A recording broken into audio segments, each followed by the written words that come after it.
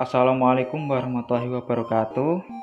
Di sini kami dari kelompok 7 pada mata kuliah Perencanaan dan Inovasi Pembelajaran IPS yang diampu oleh Ibu Misro Sulaswari akan mempresentasikan materi dengan tema keunggulan dan keterbatasan antar ruang pengaruhnya terhadap kegiatan ekonomi, sosial, budaya di Indonesia dan ASEAN. Adapun anggota kelompok dari kelompok 7 yaitu Saibatu Sa'diyah, Nurlaili Hidayatun Nikmah, dan Ahmad Faisal Abidin. A. Keunggulan dan keterbatasan antar ruang serta peran pelaku ekonomi dalam suatu perekonomian. 1. Keunggulan dan keterbatasan antar ruang dalam permintaan, penawaran, dan teknologi. Indonesia merupakan salah satu negara yang kaya akan sumber daya alam. Sumber daya alam tersebar di Indonesia memiliki manfaat yang besar bagi kehidupan manusia. Itu semua merupakan keunggulan yang dimiliki Indonesia yang mengakibatkan munculnya penawaran beberapa produk hasil produksi Indonesia serta munculnya permintaan negara lain atas produk Indonesia. 2. Pengertian pelaku ekonomi. Pelaku ekonomi adalah orang atau lembaga yang melakukan kegiatan ekonomi. Ada 4 pelaku ekonomi, yaitu rumah tangga, keluarga atau konsumen, rumah tangga perusahaan atau produsen, rumah tangga pemerintah, dan rumah tangga luar negeri. Yang ketiga, peran pelaku ekonomi dalam perekonomian. A. Peran rumah tangga keluarga atau rumah tangga konsumen atau RTK. Rumah tangga keluarga atau sering disebut sebagai rumah tangga konsumen merupakan pelaku ekonomi yang menjalankan peran sangat penting di dalam kegiatan ekonomi. Rumah tangga konsumen memiliki 2 peran, yaitu sebagai konsumen dan sebagai penyedia faktor produksi yang meliputi penyediaan lahan, tenaga kerja, modal, dan keahlian. B. Peran rumah tangga perusahaan atau rumah tangga produsen RTP. Rumah tangga perusahaan atau biasa disebut sebagai produsen merupakan pelaku ekonomi yang berperan sebagai penyedia barang dan jasa bagi konsumen. Perusahaan yang mengorganisasikan berbagai faktor produksi yang disediakan konsumen, kemudian melakukan proses produksi untuk menghasilkan barang. Hasil produksi ini kemudian dijual atau ditawarkan di pasar. C. Peran rumah tangga pemerintah. Rumah tangga pemerintah memiliki 3 peran penting, yaitu sebagai pengatur atau regulator dalam perekonomian, konsumen, dan produsen. D. Peran rumah tangga luar negeri. Peran masyarakat luar negeri dalam perekonomian terlihat nyata dalam perdagangan internasional. Contoh perdagangan internasional, Indonesia mengekspor produk tekstil ke negara Jepang, dan Jepang mengekspor kendaraan bermotor ke Indonesia. Dengan transaksi tersebut, terbentuklah kerjasama antara Indonesia dan masyarakat Jepang atau masyarakat luar negeri. B. Perdagangan antar daerah atau antar pulau dan perdagangan antar negara atau internasional. 1. Perdagangan antar daerah atau antar pulau. A. Pengertian perdagangan dan perdagangan antar pulau. Perdagangan atau perniagaan merupakan kegiatan tukar-menukar barang atau jasa berdasarkan kesepakatan bersama tanpa ada unsur pemaksaan. Perdagangan antar daerah atau antar pulau merupakan perdagangan yang dilakukan oleh penduduk atau lembaga suatu daerah atau pulau dengan penduduk atau lembaga suatu daerah atau pulau lain dalam satu batas wilayah negara atas dasar kesepakatan bersama. B. Tujuan perdagangan antar pulau. Yang pertama memperoleh keuntungan, yang kedua memperluas jangkauan pasar. C. Faktor pendorong dan manfaat perdagangan antar pulau atau antar daerah. Yang pertama, faktor pendorong perdagangan antar pulau atau antar daerah, yaitu A. Perbedaan faktor produksi yang dimiliki, B. Perbedaan tingkat harga antar daerah. 2. Manfaat perdagangan antar pulau atau antar daerah. Yang pertama, menyediakan alternatif alat pemuas kebutuhan bagi konsumen, B. Meningkatkan produktivitas, C. Memperluas kesempatan kerja bagi masyarakat. 2. Perdagangan antar negara. A. Pengertian dan ruang lingkup perdagangan antar negara atau internasional. Perdagangan antar negara atau sering disebut perdagangan internasional merupakan aktivitas perdagangan yang dilakukan oleh masyarakat suatu negara dengan masyarakat negara lain atas dasar kesepakatan bersama. Ruang lingkup perdagangan antar negara berkaitan dengan beberapa kegiatan, yaitu 1. Perpindahan barang dan jasa dari suatu negara ke negara lain. 2. Perpindahan modal melalui investasi asing dari luar negeri ke negara lain, ke dalam negeri. 3. Perpindahan tenaga kerja dari suatu negara ke negara lain. 4. Perpindahan teknologi dengan mendirikan pabrik-pabrik di negara lain. 5. Penyampaian informasi tentang kepastian adanya bahan baku dan pangsa pasar. B. Aktivitas perdagangan antar negara.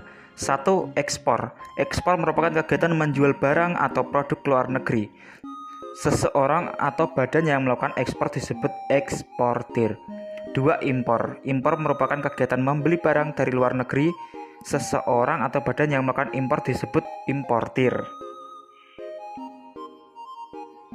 C. Kebijakan pemerintah untuk mendorong ekspor. Yang pertama, memberi kemudahan kepada produsen barang ekspor. 2. Menjaga kestabilan nilai tukar rupiah. 3. Membuat perjanjian dagang internasional. 4. Meningkatkan promosi. D. Faktor pendorong ekspor. 1. Keadaan pasar luar negeri. 2. Keuletan untuk menangkap peluang pasar. 3. Kondisi sosial, ekonomi, politik suatu negara. E. Manfaat perdagangan antar negara. 1. Memperoleh keuntungan. 2. Memperoleh barang yang tidak dapat diproduksi dalam negeri.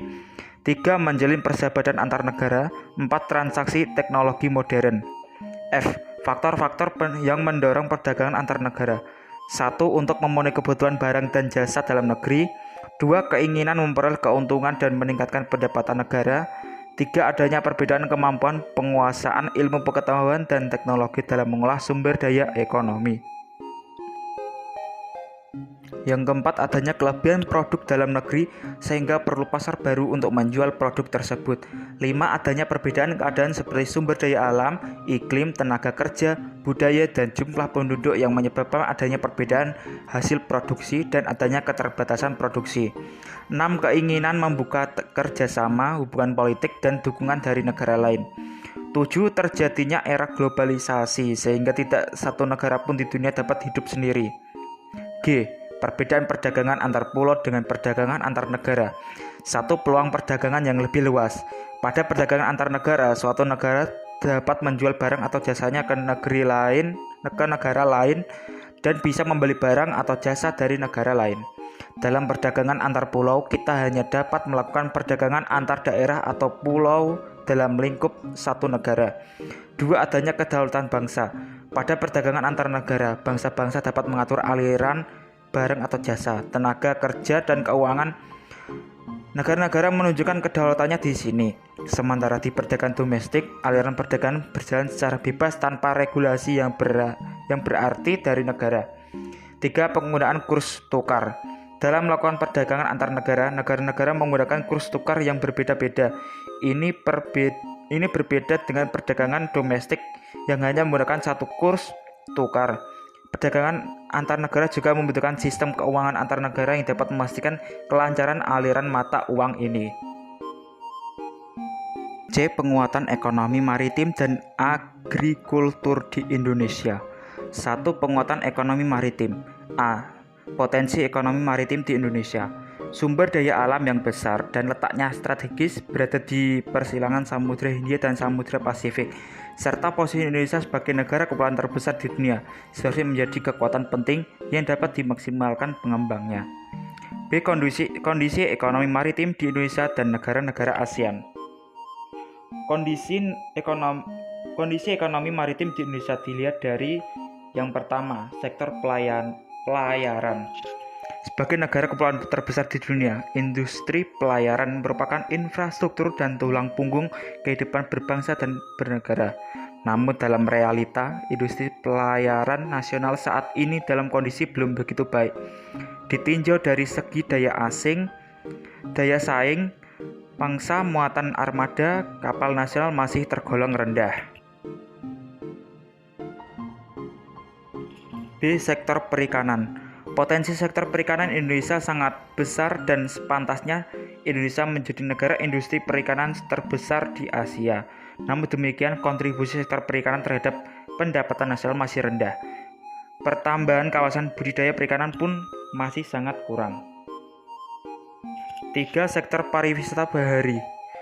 Pengembangan pariwisata bahari diyakini dapat mempunyai efek berganda atau multiplier effect yang dapat menyerap tenaga kerja, meningkatkan pendapat masyarakat, mendatangkan wisatawan yang berasal dari luar negeri atau devisa. Selain itu, pengembangan pariwisata bahari mempunyai dampak positif untuk tumbuh bangkitnya jiwa dan budaya bahari yang dapat memberikan efek berganda dalam mendorong terwujudnya negara maritim yang tangguh. C. Strategi dan kebijakan pengembangan ekonomi maritim di Indonesia melalui perubahan basis pembangunan dari basis daratan ke lautan. Maka pelabuhan, armada pelayaran, atau transportasi laut akan lebih maju dan efisien. Semua produk dari pertanian, tanaman pangan, hortikultur, perkebunan, kehutanan, peternakan, bahan tambang dan mineral, dan manufaktur akan lebih berdaya saing karena biaya logistik akan lebih murah dan pergerakan barang lebih cepat. 2. Penguatan agrikultur di Indonesia. A. Potensi agrikultur di Indonesia. Indonesia sebagai salah satu negara yang termasuk dalam wilayah tropis memiliki potensi pertanian yang sangat baik. Salah satu produk pertanian di Indonesia yang berpotensi menjadi andalan adalah produk pertanian segar dalam bentuk buah-buahan dan sayuran. Produksi lain yang turut menjadi andalan adalah rempah-rempah dan bahan bakar nabati atau BBN. Di bidang tanaman pangan, Indonesia memiliki tanaman unggul seperti padi, kedelai, kacang tanah, ubi kayu, dan berbagai varietas yang lain. B. Peran agrikultur di Indonesia. Pertanian atau agrikultur yang merupakan sektor primer dalam perekonomian Indonesia. Sektor ini merupakan sektor penting untuk menyumbang hampir setengah dari perekonomian. Selain itu, agrikultur juga berperan sebagai penghasil devisa negara melalui ekspor. C. Hambatan pengembangan agrikultur di Indonesia. 1. Skala usaha pertanian pada umumnya relatif kecil. 2. Modal terbatas. 3. Penggunaan teknologi masih sederhana. 4. Sangat dipengaruhi musim. 5. Pada umumnya berusaha dengan tenaga kerja keluarga. 6. Akses terhadap kredit, teknologi, dan pasar rendah. 7. Pasar hasil pertanian sebagian besar dikuasai oleh perdagangan besar sehingga akan merugikan petani. 8. Alih fungsi lahan pertanian menjadi lahan non-pertanian. 9. Kurang penyediaan benih yang bermutu bagi petani. 3. Strategi pengembangan agrikultur di Indonesia. A. Eco-farming. Strategi eco-farming merupakan peningkatan sistem budidaya di sektor pertanian yang ramah lingkungan dan terintegrasi dengan kearifan lokal di setiap daerah di Indonesia. B. Distribusi pupuk secara merata. Langkah yang ditempuh dalam strategi ini adalah petani diminta menjumlahkan kebutuhan pupuk untuk kebutuhan tanaman per hektar selama 1 tahun. Dengan cara ini, pemerintah akan dapat mengetahui kebutuhan pupuk selama 1 tahun, sehingga dapat menyediakan stok pupuk sesuai dengan kebutuhan petani. C. Perbaikan irigasi. Pertanian yang berhasil tidak lepas dari baiknya sistem irigasi yang diterapkan. Oleh karena itu, pemerintah mengusahakan keterjaminan ketersediaan air untuk pertanian dengan perbaikan atau pengadaan irigasi yang baik. D. Pendistribusian kembali atau retribusi pendapatan nasional. 1. Pengertian retribusi pendapatan. Retribusi pendapatan adalah pendistribusian kembali pendapatan masyarakat kelompok kaya kepada masyarakat kelompok miskin, baik berasal dari pajak ataupun pungutan lain. Distribusi pendapatan dilakukan sebagai salah satu bentuk jaminan sosial yang dilakukan negara kepada masyarakat. 2. Program retribusi untuk pemerataan distribusi pendapatan di Indonesia. A. Program pemberian jaminan akses kebutuhan dasar bagi rakyat bawah. B. Program kredit lunak dan penjaminan kredit berbasis komunitas. C. Pengembangan usaha atau industri kecil. D. Pemerintah bekerja sama dengan swasta lokal dan asing untuk menjalankan program Corporate Social Responsibility atau CSR. E. Pemerintah konsisten dalam mewujudkan kebijakan penegakan hukum dan keadilan ekonomi. 3. Beberapa alternatif praktik retribusi pendapatan di Indonesia. A. Subsidi. Pemerintah memberikan subsidi baik berupa potongan harga ataupun memberikan tambahan modal kepada produsen. Contoh, subsidi pupuk kepada petani dan subsidi BBM diperuntukkan bagi kalangan menengah ke bawah.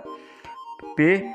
Pengenaan pajak. Terdapat banyak jenis pajak di Indonesia, antara lain pajak penghasilan, pajak kendaraan bermotor, pajak terhadap barang mewah, dan sebagainya. Contohnya, seseorang yang membeli mobil mewah dari luar negeri dikenakan pajak sebesar 10% dari harga barang mewah tersebut. Sekian materi yang saya paparkan. Apabila ada kekurangan, mohon maaf yang sebesar-besarnya. Wassalamualaikum warahmatullahi wabarakatuh.